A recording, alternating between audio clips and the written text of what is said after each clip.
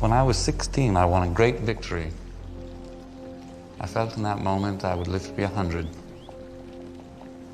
Now I know I shall not see 30. None of us know our end, really, or what hand will guide us there. A king may move a man. A father may claim a son. That man can also move himself. And only then does that man truly begin his own game. Remember that howsoever you are played, or by whom, your soul is in your keeping alone. Even though those who presume to play you be kings or men of power, when you stand before God, you cannot say, "But I was told by others to do thus," or that virtue was not convenient at the time. This will not suffice. Remember that. I will. Tell me how you feel about turning 25. I think that's an interesting question, actually. So recently I've been asking myself the question and been meditating on the idea of how I feel about turning 25. And I think it's an interesting age, because when you reach that age is when the outside world start to look at you as an adult, and that affects how you look at yourself internally also. So I think recently I've just been thinking about how I look at myself, and that's been a big thing on my mind. When I first saw the question, the word that came to mind was grateful. It was an internal gratefulness about just how my life has been and where I am in my life. What I mean by grateful is that I think I'm at a point in my life where I've kind of figured out who I am not. And the trials and tribulations that I had to go through to get there have all informed me and given me important life lessons very early on. I now know what I don't want to be, and that really helps me focus on the things I do want to do and the person I do want to become. Because a lot of my life early on was about figuring that out. I was in an environment which I didn't feel comfortable in, but it just felt like, that I couldn't let go of, because that's how I've grown up. And just recently I've been able to be introspective about the things that really matter to me and the people that matter to me, and I'm focusing just on those things. An important part of growing up is that, loads of times I would ask people what's the meaning of life. And I think what I can gather from that is the answer is to experience yourself. And I think I was speaking to Connor about this yesterday when we were hanging out, that the most important thing is to experience yourself, because you come into this world not knowing who you are, and then the world kind of influences you very early on. And if you have no chance to experience yourself, you have no chance to be who you are. I think sometimes it becomes esoteric, where it becomes woo-hoo, hippie nonsense. But other times it's the most reasonable, practical thing you can do if you want to achieve your goals, because you want to make sure that the things you're working towards are really the things that you want, and not the things that other people tell you to get. And that's been a big part of my thinking recently. What are the things that I want that are separate from what everyone else tells me that I need to get? And then focusing on those things single-mindedly. Another thing I feel at this age is excited. I think a large part of my 20s before, even from 18, I felt chaos, but I felt stuck. I felt stuck in the person I was because I didn't know what the path was. And I was angry with myself for not figuring out the path, because I knew I could achieve so much. But I was trying to do too many things at once. Or maybe I wasn't focused on really doing the things. And so I was focused on what it looked like. It looked like what someone would be doing the things, but never focused on the actual things that I needed to do. So I'm excited that I've gotten out of that, I think. I think you always got to be careful not to walk back into the pitfalls that got you before. And I think you do that by watching yourself and watching your habits, because habits really do dictate your life. And so I'm very excited about that path that I've crossed and what is coming next, because what comes next is always so important in someone's life, because you have to look ahead, you know, to be grateful for what you've done and what's come before, but also to be excited for what's coming next. It's a really good place to be in, and I hope I can keep that motivation or that feeling for as long as possible, because it will allow me to bring the most meaning and enjoyment out of my life, I think. And I wouldn't have been able to have that perspective a couple of years ago. I would have been too focused on the negatives of life, or the things I wasn't doing, you know, than the actions that would get me to the places where I needed to go, and to be able to see the positives in life also. There's a lot of things I could say about being 25 and turning 25.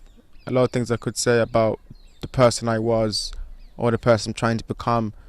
But I think all of those are intellectual ravens, and just talking about how I feel about things, those don't really have any effect. They don't have any practical application for the people listening. It's just me being introspective.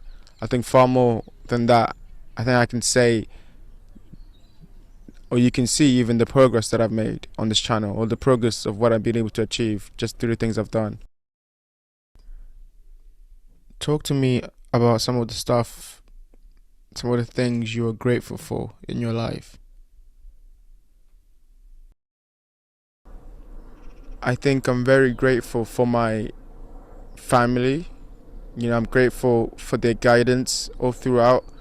You know, it must not have been easy when I was a kid, because I just had all these questions, and they sometimes felt like I was straying away from the path that they wanted to go down. But they've been very patient in me, and also hard on me on the things I needed to improve on. But as an adult now, I can definitely see the gains in that, because it's given me a clear path. Be not like them and you will survive. It's done. This basically encapsulates what my family taught me, but in that they allowed me to steady my hand long enough so I could figure out who I was. But it gave me a culture and a way to be early on that helped me focus on that. There was definitely a push from the outside world to be someone else, but my family always preached culture and they preached tradition. And I think as I've grown older, that's helped me in many elements of myself find out who I want to be, in terms of religion, in terms of relationships, in terms of how to treat people. There are ways of being kind of seeped into our culture from long ago that help me now that I'm a bit older and have perspective on the things that I want. And I don't think I would have got that if I had tried to become strained from my culture, if I tried to stray away from my culture too much. So I'm very grateful for my family for keeping me on track and always reminding me where I'm from. I'm very grateful for my friends. They expose me to new ideas. I think that's very important. Friends are people who can expose you to new ideas and also make you laugh in the process of doing so.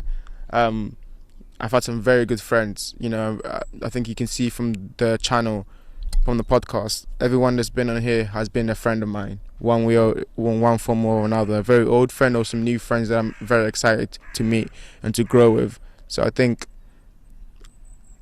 just the different ideas that they have, the kind of people they are, how they've allowed me to come into their world and how they work on me. I'm very grateful for that. I'm very grateful for the advice they've given me along the way, the laughs they've given me along the way, the great times, but also the conversations. A large part of why I started this is because of the conversations I was having with these people.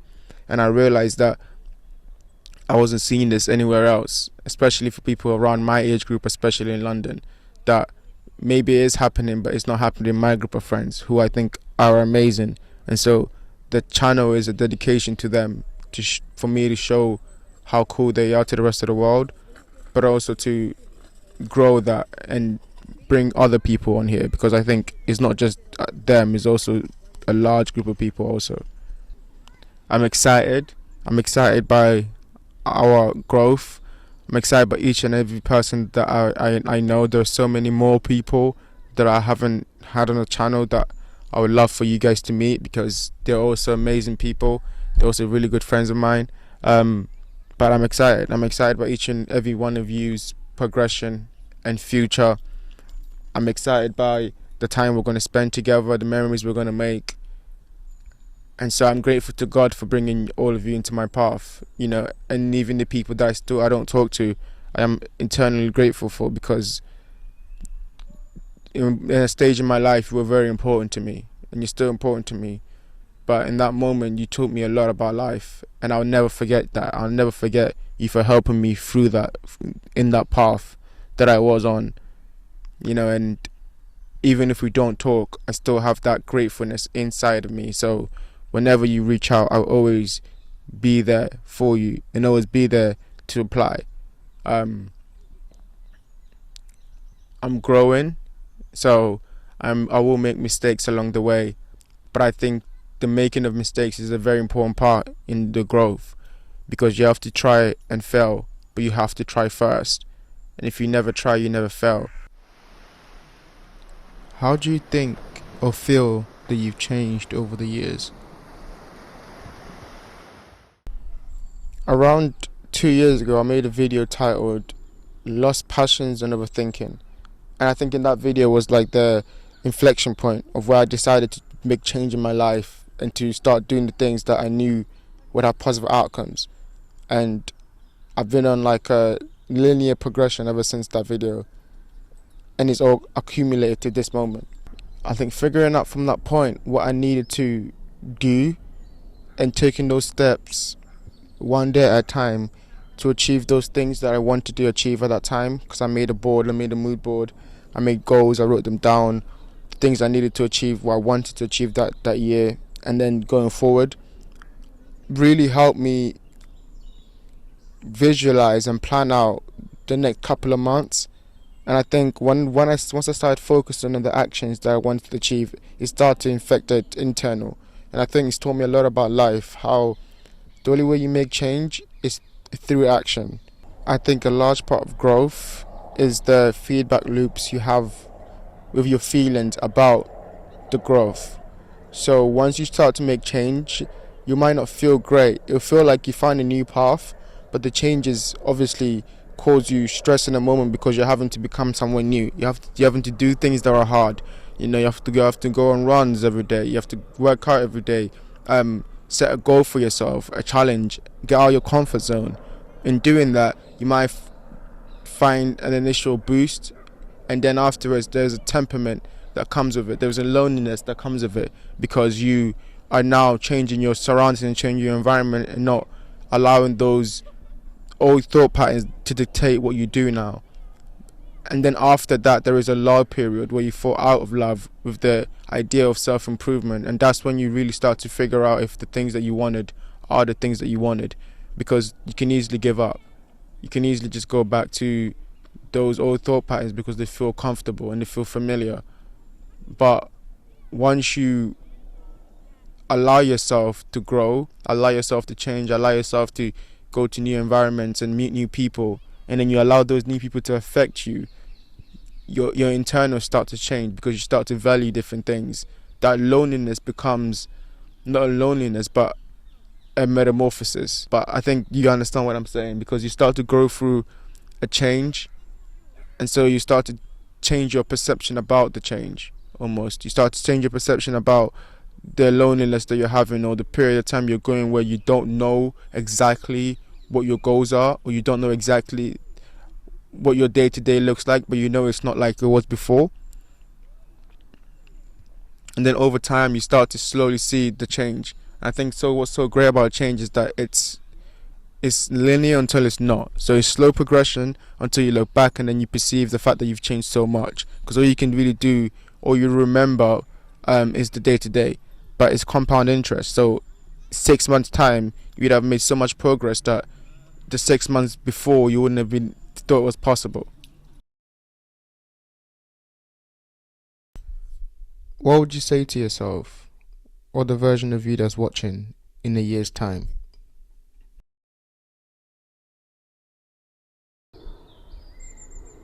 I think the message I would have for myself in a year's time, or the message I have for anyone listening,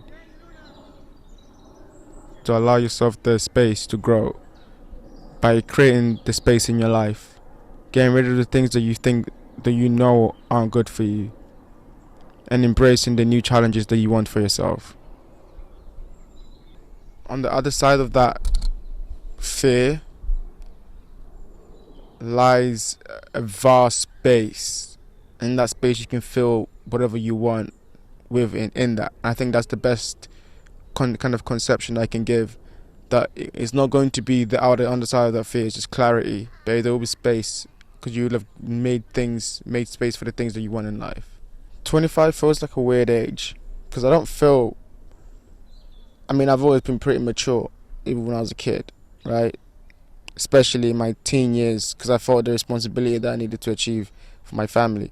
But I don't feel like I should have everything figured out. I think maybe society will tell you that you need to have things figured out by 25, or you need to have things figured out by a certain age. And I think there's an element of truth to that for yourself, because there's things you should achieve in life. But I don't feel like the ending is near, or the closed loop of like childhood is there. I don't feel like anything is over. I feel like I spent a large part of my adolescence trying to figure out myself, trying to figure out life. And I'm at a part of my life where I do know who I am. I do know the things that I'm not. I do know what I want for my life. I do know the people that I want around me. And I'm just growing that, building those relationships, deepening that day by day. You know, getting better at that. I know I need to be better at some things, you know. But I feel comfortable with the things I've done. I feel comfortable with the decisions I've made in my life. I feel comfortable with how I've treated people. And I feel proud of who I am. I think that's a very difficult feeling to understand. I think it's difficult because I'm the kind of person that always wants to improve. And so even now, with the things I've said, I know there's things that I could have phrased better. I know there's things that I could have understood better. There's things I've done in my life, I know I could have done them better. And I'm at a stage in my life where everything I do, I am looking at it like you could have done that better. But from a place of love, from a place of a standard I hold for myself, because I want to have a great life and I know there's so many things that I can do to achieve that. I set a standard that I feel like I have to achieve. But it's not a bad standard, it's not negative, it's positive reinforcement. What do you think is next up for you? What do you think the next year or the next couple of years look like for you?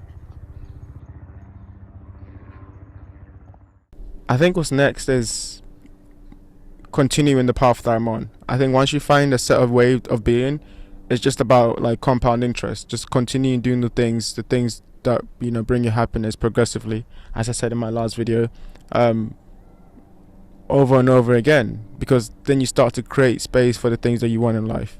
You know, you start to become the person that you want to be, not the person you think people expect you to be. And I think there's a good differentiation between that and happiness, because once you start doing that, you can really start building a family of yourself, building a life for yourself. I think that's what this is all about. You know, don't get caught by the success. Don't get pulled in by our law of success, our law of ambition and work, because in the end, it's for nothing. All it is about the relationships, and I think that's something I want to keep in mind.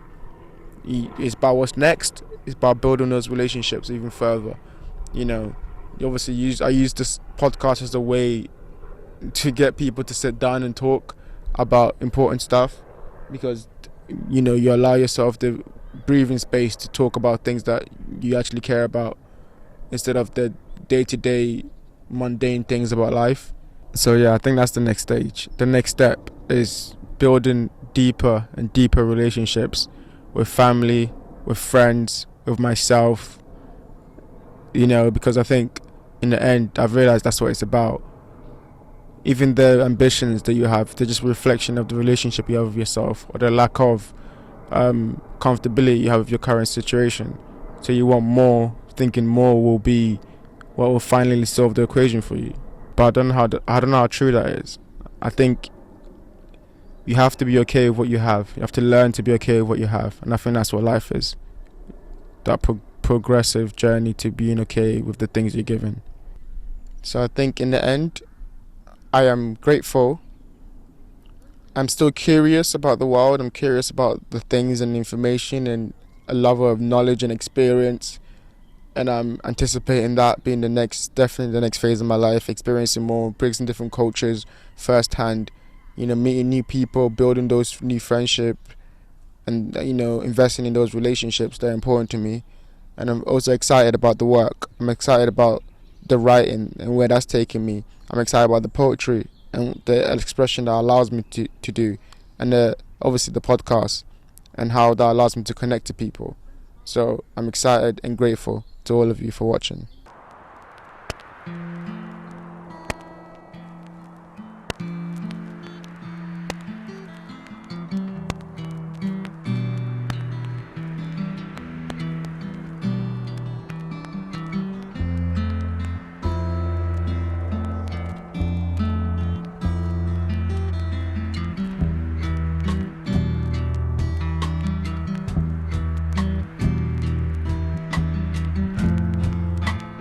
Loneliness is everywhere in this world in which we live in, and I wonder, oh, why this ever had to be.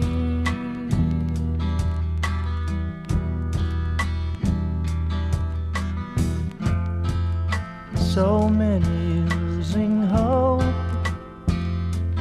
in those dreams that they ever long to find.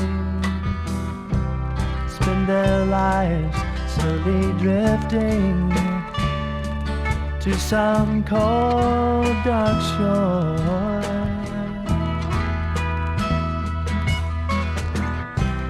ever searching for the answers. Is there something more?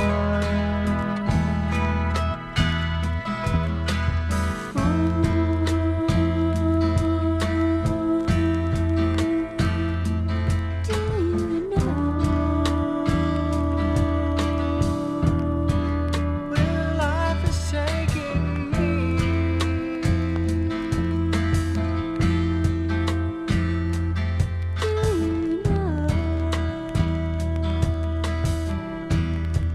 I'd really like to see. Happiness is hard to find, but I'm still looking. There is a world of love that we're all searching for. We're all searching for. is a word of love? And if there is a God waiting there, then I'm hoping soon we'll see the light of His presence shining through.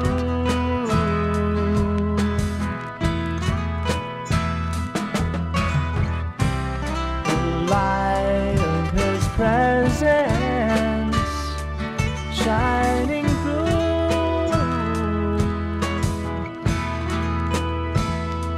shining through.